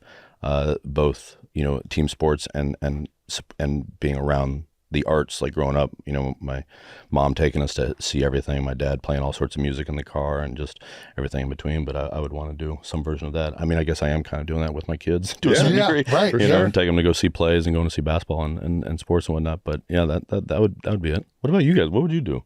Me? What are you gonna do? I don't know. Yeah. What am I doing? I mean, I think that's why Travis signed up for another year of football. Where it's like you don't have to ask that. This guy has no idea what he's doing with his life right now. I got to keep playing as long as I can. Yeah. Do you know what you had done? I feel like I would have still been in sports, like done some sort of broadcasting or something like that. I just remember always mimicking what I heard on the TV and during games and stuff. Yeah. Like John Madden and all those games. Of course, yeah. Do you know what you did? Probably coach. Yeah. I mean, I just think it's so hard to envision myself doing something outside of sports. Yeah. That was really the only thing that I was ever good at. I could see you playing the sax. I could see you playing the sax on SNL. Oh, the sax on SNL? Yeah. I was baritone in Cleveland Heights' jazz ensemble. You had some fucking solos, though. You know why I was baritone? Because I wasn't good enough to play tenor or alto. Baritone's like the bass line? Yeah. That's funny. Yeah. Slow fingers. You got to get those things fast. man. Lenny Pickett is a legend. Oh, yeah. I mean, come on. Yeah. Power, man. That dude. Yeah, baby. Golly. Crazy Legs? What was his name? Do you know? No, I don't. Forget. He has. There's a dance that he does, like Lenny Pickett, who's the guy that played with the saxophone on SNL. Tower Power is one of our... Tower Power is his. But he has like a dance move that he did. He would, like, I don't know, it's something that my buddy Billy always brings up. He's like, oh, that's Lenny Pickett, man. Crazy Legs. Now I'm going to be using this. I can't wait to watch these. I know. Clips. I got to find out what it is. Jason, that's not what it's called. He's a very chill guy. His saxophone is all over the place. When his voice is very chill.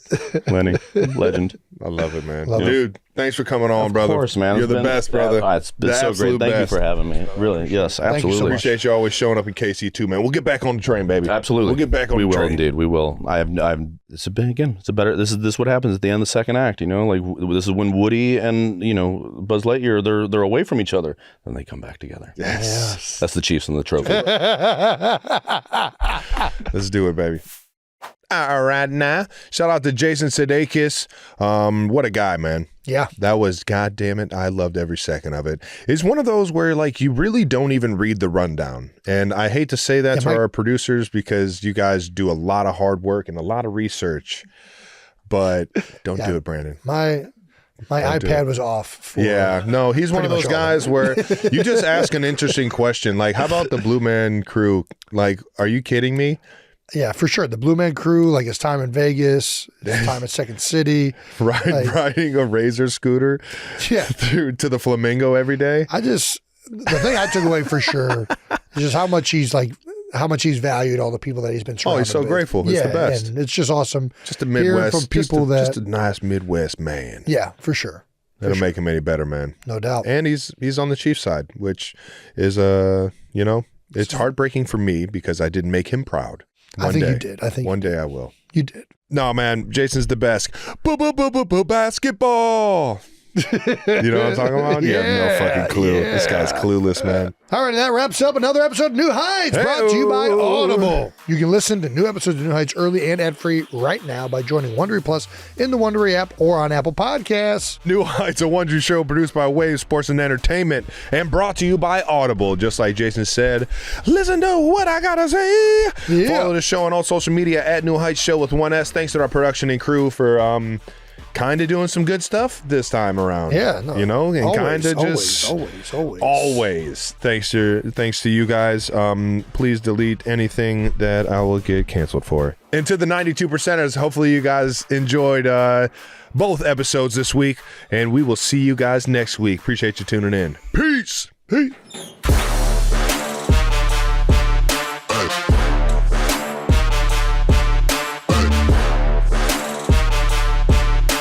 Were you always a golf guy?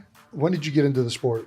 God, what a setup that is. Were you always a golf guy? Yeah. Yeah, no, I did my share of exotic dancing, but then I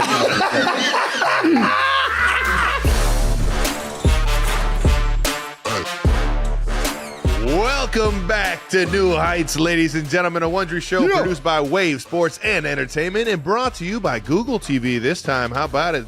Switching it up on you, keeping you on your toes. Hey. No more endless browsing.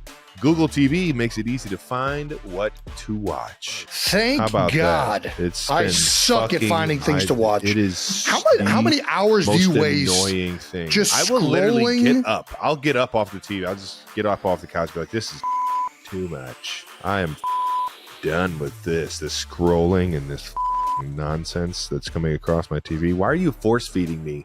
I don't even want to know that's on TV. There's just too much to choose from. Like there's, what's that? Isn't there like a consumer theory or something like that where like if you have too many choices, it becomes harder to make a decision. So you actually want less choices because it's easier to make a choice. I think that's a thing. There's like a whole Somebody went to college. syndrome. We're your fucking hosts. I'm Travis Kelce. This is my big brother Jason Kelce out of the University of Cincinnati, Ohio. How about it? Go Bearcats, even though we're officially not in. Decision fatigue. Greg, shut the hell up. We're trying to do this episode. Shout out to Cincinnati, even though I don't think we're going to be bowl eligible. We've been sitting at the the 5-win. Cincinnati basketball's playing Villanova right now. How about it, baby? Hopefully we're getting the dub there. Shout out to the Cats. Subscribe on YouTube or Wondery Plus, wherever you get your podcasts. And follow the show on all social media at New Heights Show with 1S. Jason, why don't you tell the people? We got an exciting one this time. No, I mean, this is probably the most exciting episode we may have ever done. This was electric. We got an incredible episode for you guys. You're not going to want to miss this one. We're going to talk about the Chiefs' Black Friday nail biter, the Eagles winning the Bird Bowl. But first, we're going to get into a little bit of that new. Well, actually, before we get into that, we have an incredible guest waiting for you guys. They're probably going to put out a promo, so I don't even have to act like it's a surprise at this point. Yeah. We have Bill Murray. Fucking Bill Murray is coming on New Heights, and you're going to hear him talk about some incredible stories from his childhood, time at SNL, his movie career, Big Earn McCracken. You're not going to want to miss any of this. The guy is just as smooth as fucking the other side of the pillow. Yeah, we're going to make sure to put it at the end of the episode so that you guys have to watch this entire beginning portion. So first, we're going to get a little bit to that new news. That's right. New news is brought to you by ESPN on Disney Plus. Hey, is that some type of like sports network? Anyways, not getting enough of me. ESPN is now on Disney Plus. That's right. Not getting enough of me. Can never get enough of Jason. Not only do they have animated movies, classic Disney films, they now have sports. Truly something the whole family can enjoy. How about it? I can't tell you how much of my time is spent on Disney Plus, and I think we've seen every Disney movie at least 5 times now. Nice. Also, starting December 4th, you can head to homage.com. That's homage, HOMAGE.com/New Heights to order our new limited edition holiday merch. That's right. Order by December 9th. That's right. And you can get it by Christmas. That's it for that section. Nice. This is also not really new news.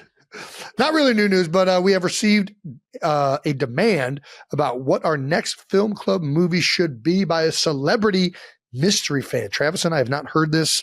Intern Brandon and Jets Jake. Mystery fan. Or who screens these voicemails? Just so I know. How many voicemails do you listen to on average a week? We are up to 735 unlistened to voicemails. So how many listen to voicemails? So nobody listens to these. Like 30. Brandon. I'm trying.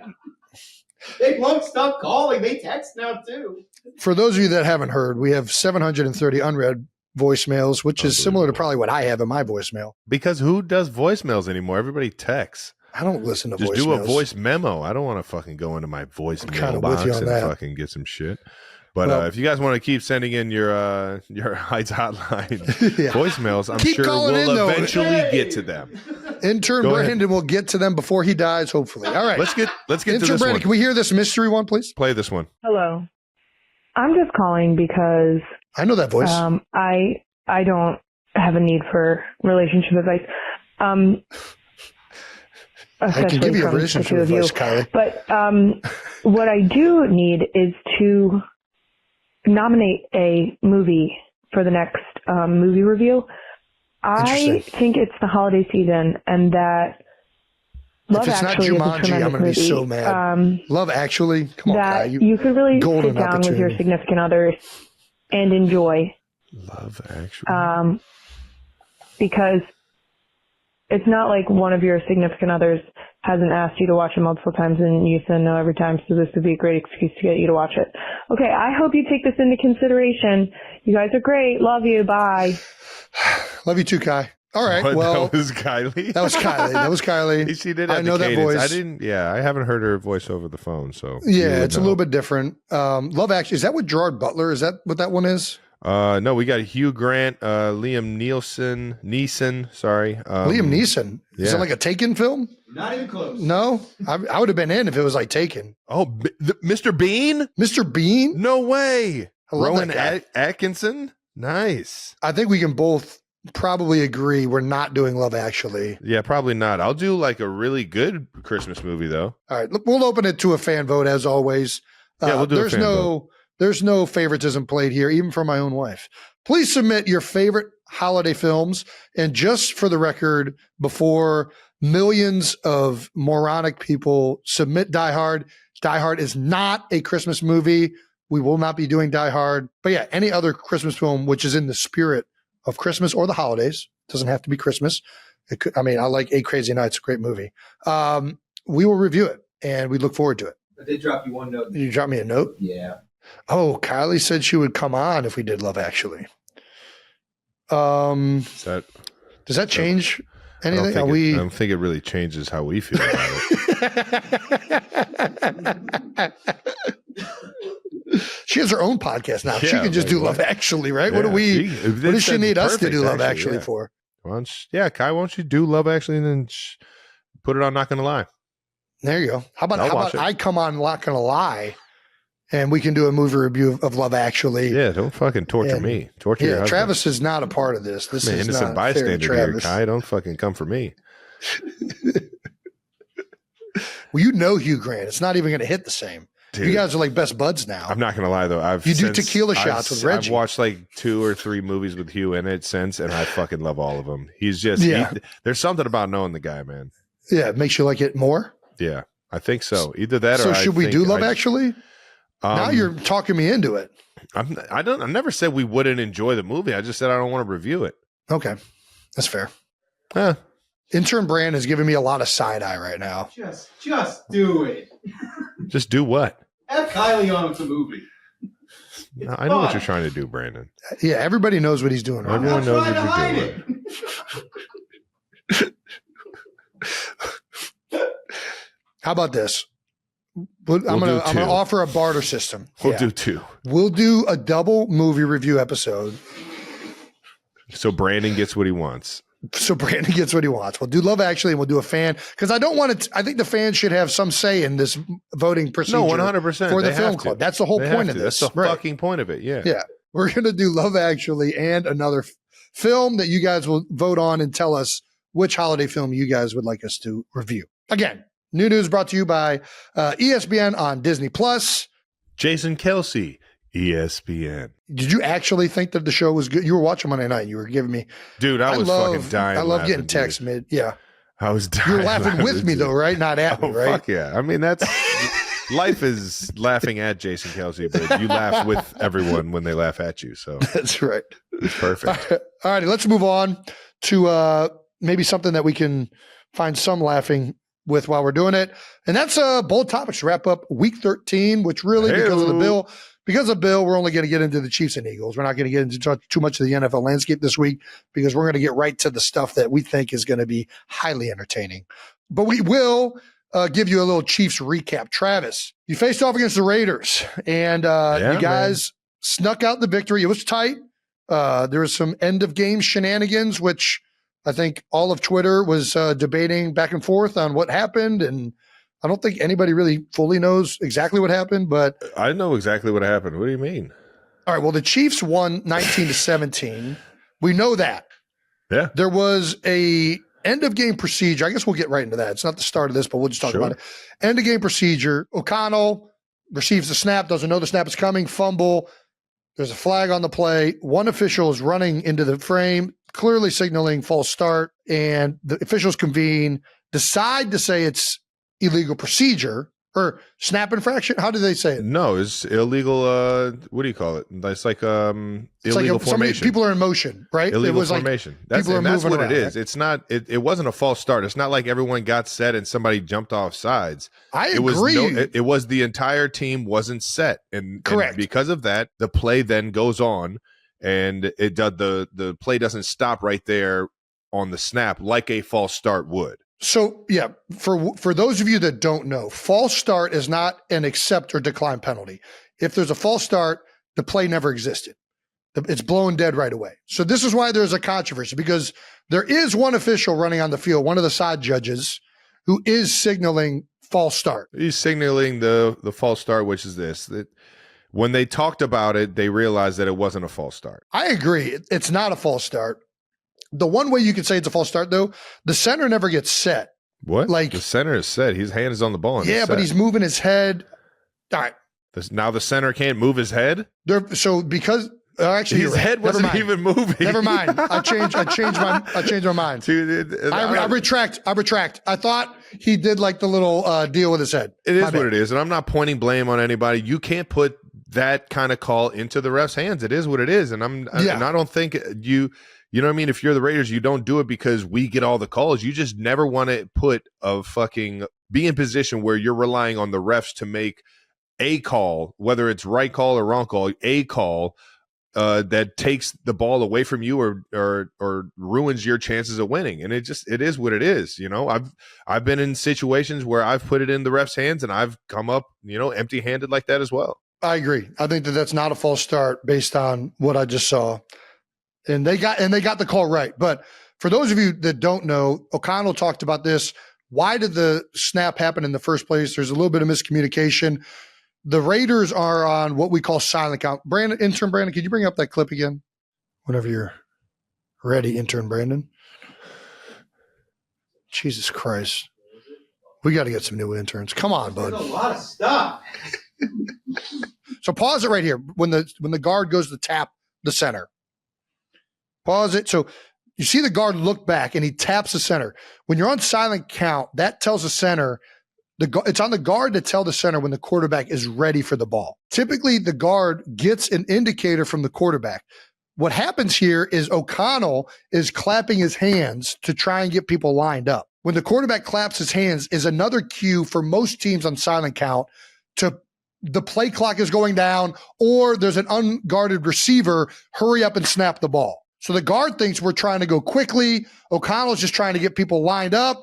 All of a sudden, there's a snap when he's not ready for it. And we have the ensuing fumble recovery and game-clinching fumble recovery for the Kansas City Chiefs. Pretty critical error, and it's unfortunate. I kind of joked on Twitter, like this is one thing I don't miss about playing center. These little procedure things come up so much, and it's, regardless of whose fault it is, it's so infuriating. Yeah. When something like this results in a seriously negative play and something like this actually costing them the game, because let's face it, if they don't fumble the ball, they're in field goal range. They're going to get an opportunity to at least kick a field goal to win the game. So it's just, it sucks for these guys. This is, one of the things about playing. I mean, we've seen it with Chicago Bears, teams that are good teams don't make these mistakes, especially in critical moments. This is something that the Chiefs have been unbelievable with.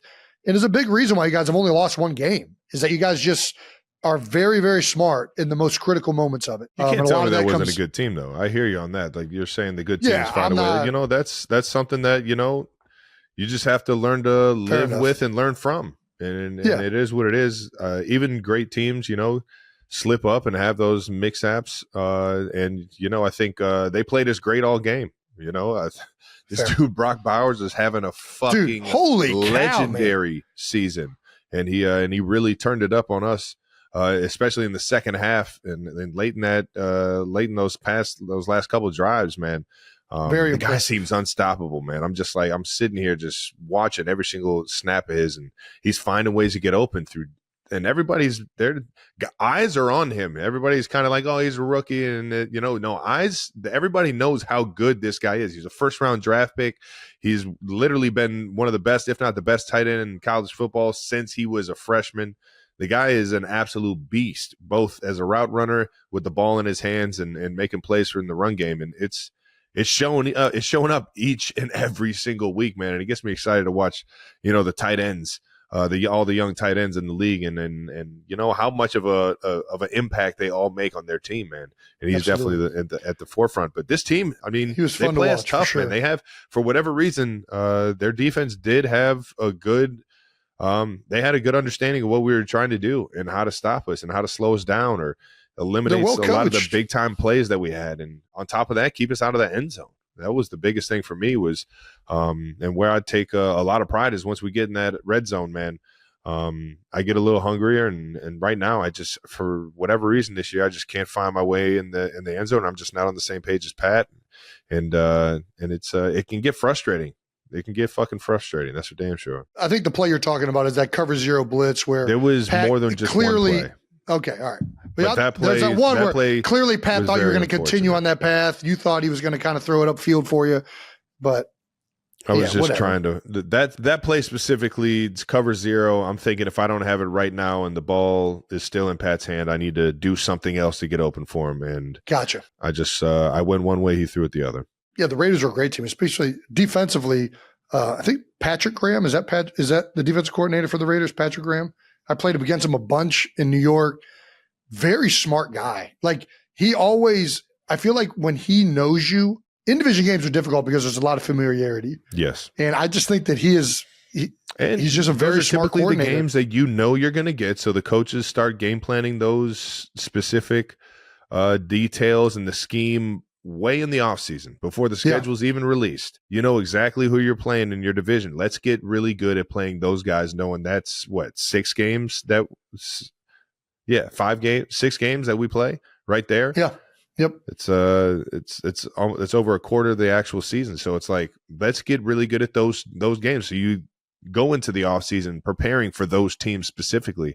And that's not saying that we weren't preparing for them all offseason. They played us really well last year last year. Listen, we heard about it. We heard about it from Raiders fans all week in Tahoe. Yeah. Talking about ruining Christmas. They knew that they had your number. All year next year ago. What are you going to hear? You guys won this time. I hear you. You're right. Still going to hear from the Raiders. I've been they're not going to stop. I've been fortunate enough to beat the Raiders my entire career, and I've heard Raiders it from them fans every are single still going time to show up, and that's one thing.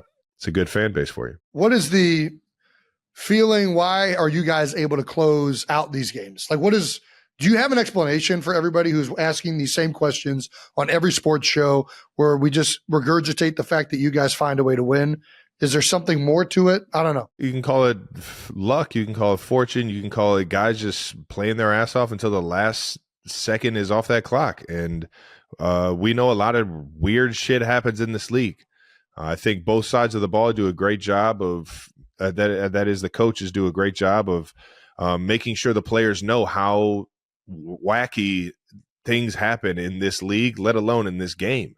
We've seen a lot of the weirdest shit happen. I think it's just been coincidence that we've seen a lot of it happen this year just to us. Right. Typically, just on the offensive side, we'll watch, I don't know, every college football game, every 2 minute from the NFL every single week, and we'll get caught up on what's possible, what could possibly happen at the end of a game with these types of scenarios. And when you understand that's, when you understand the possibilities and you start to become more familiar with, man, anything really can fucking happen if we just keep playing hard until the end of the game, no matter what's happening, no matter, how the situation at hand, if there is a chance to win, if there is still a chance on that board, you keep playing, man. And you just, you keep playing, to respect the guy next to you for him giving everything he's got too. Let's get into the game a little bit more, into some of the other stuff. Listen, I know you hold yourself to a really high standard. I think you're being a little hard on yourself. We did get a number of good plays from the Big Yeti, including another Travis lateral, which, I mean, who doesn't love a Trav lateral? Again to P-Ron. You guys have like some type of chemistry here. Look at this. Bow. Yeah, man. Right place, right time. I'm just, I'm happy it worked. I think Coach Reed's under on quote saying either today or yesterday that, if you're going to do it, it better work. If I have a little bit more awareness, I don't even have to pitch it, though. I can just get vertical up the hash and get the first down myself. So as I'm always watching the film, how can I make a play better? How can I make, more of an impact on the game? Yeah. And if I could get the first by myself without lateraling the ball, yeah, I'm gonna try and do that. This is kind of just an instinct that I had, and I'm lucky that we completed it and we were able to get a fresh set of downs there. Well, I think you might be starting a trend now with the laterals you've done for a number of years now. We had Amari Cooper. Start this. What do you mean start this? I'm the guy that fucking invented the lateral or made it comfortable for everybody. I didn't say you invented it. Don't give yourself too much credit. Even Collinsworth said that something about me. This was nothing like what I've done. This is just a guy in the backyard playing football. All right, fair enough. Like the way he has. Yeah, this is a lot less planned out. That just came. Yeah, exactly. This was just instinctual. This was very instinctual. Tackled. They got me. They don't have you. You take it. All right, well, let me ask you this. Heads-up play. As an expert of laterals, should we see more laterals in the NFL? It's the most underused rule in the game of football. Yes. God, I love that answer. I love that you're fucking saying that. I think I heard Rich Eisen mention that early on in my career, and I was like, damn, he ain't lying, man. That shit would be sweet if we were out here just fucking flipping it around every single play. And that's what football used to be. Are you saying that you are taking your football playing advice from Rich Eisen? I mean, I'd take any type of advice from Rich Eisen, man. That's a good point. He's a pretty awesome dude. Yeah, and smart. Well put together, yes. That's right. All right. It's a man right there. This was also officially scored as a Josh Allen 7-yard touchdown pass to Josh Allen, which it's pretty cool. Should they start giving assists? I feel like they should say an assist. This should be a version of an NFL assist, right? The thing is, I just don't think it happens enough for them to even create a category for it. But you could do this now, even when people pitch the ball in the backfield, on a reverse or something like that. That's an assist by the guy who I feel like it needs to be tracked. This should not go unaccounted for in the stat category. I like assist. It feels like it's an assist. Yeah. All right. Well, hopefully. Smart by Josh, man. The old 3-man weave, dude. Follow the pass. Dude, and I was watching we're going to get into the Eagles-Ravens game. I was like, dude, they should definitely design no joke, before this game happened, I was like, they should definitely have a play where Lamar, I think after you lateraled it, where he runs after a hitch, the slot area, and just catches a hook and lateral. I don't know. I feel like it'd be an awesome play. If you can get a defense to play soft enough coverage where it's a guarantee hitch and the play doesn't just ride. It would have to be the right situation of third and 25 or a 2-minute type situation. But then you're I'm telling you, I've dreamt of all of these situations, I promise you. And I feel like I have a decent grasp on when a team's playing soft enough to be able to catch the ball and evaluate and be able to throw a pitch or a lateral out there. Clearly you do. Or you catch him in man-to-man and you beat your defender. And now all of a sudden, that there's one guy for every other route around you. Yes. And that's what happened in Buffalo, ironically, last year. The good news from that win, the Chiefs are officially in the playoffs. I know that you guys are really worried about this, but you have officially clinched a playoff seed in the AFC. Travis will be playing extra football as well as the rest of his teammates and the Chiefs. So congratulations on making the 2024 NFL playoffs, Trav. Thank you, man. And as shitty as I've played, it does feel good to be, in my 10th year in a row making the playoffs, man. 10th year in a row. Dude, that is fucking insane. It is. Absolutely insane. That is so Time flies crazy. when you're having fun, baby. Let's make the most of it, man. Let's make the most of it. One goal has been reached. We got to win the division. That's another goal that we got to reach, and then secure home field advantage, which we have the keys to the car in that race as well. So we just got to finish strong, baby. Just finish strong, and then get violently accurate with our intentions. I love that. All righty. Speaking of the division, the Chiefs will host the Los Angeles Chargers in Arrowhead this week against Jim Harbaugh and company. That's right. Do you like playing divisional opponents first at their place and then second at home, or do you care? I don't even know why I'm asking this question. Intern Brandon put it there.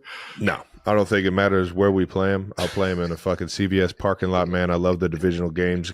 It's a whole new sense of like competitiveness. Yeah. And it's a whole new like focus, the intricacies of the game, the fundamentals, what move did I use last time? What play did we use last time? What look did we give them last time? All those things start to play a little bit more, and it's even more of a chess match. It's the closest thing to a playoff football game that I feel like you really get.